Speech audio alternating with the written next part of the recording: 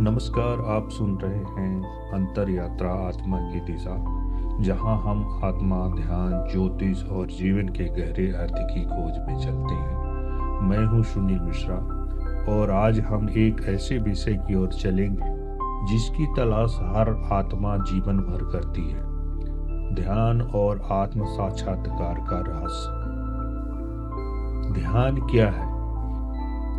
ध्यान कोई तकनीक नहीं है, यह एक स्थिति है जहां आप स्वयं से मिलते हैं। जब विचार मौन हो जाए, जब समय ठहर जाए, जब आप करने वाले से हटकर केवल होने वाले बन जाएं, वही ध्यान है। ध्यान का प्रारंभ मौन से होता है, पर अंत स्वप्रकाश से होता है। आत्म साक्षात्कार क्या है?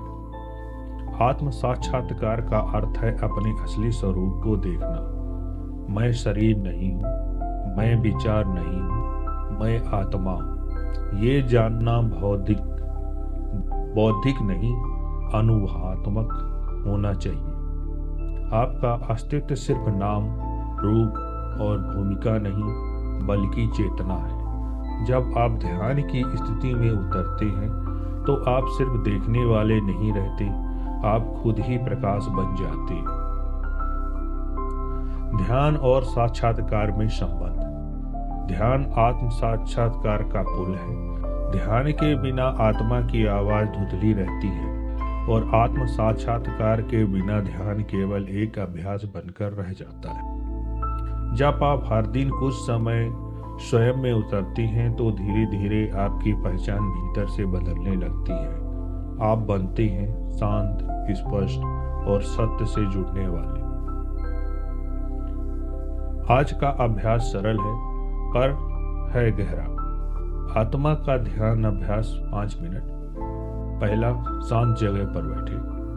दूसरा, आंखें बंद करें और गहरी सांस लें। तीसरा, मन में एक मंत्र दोहराएं।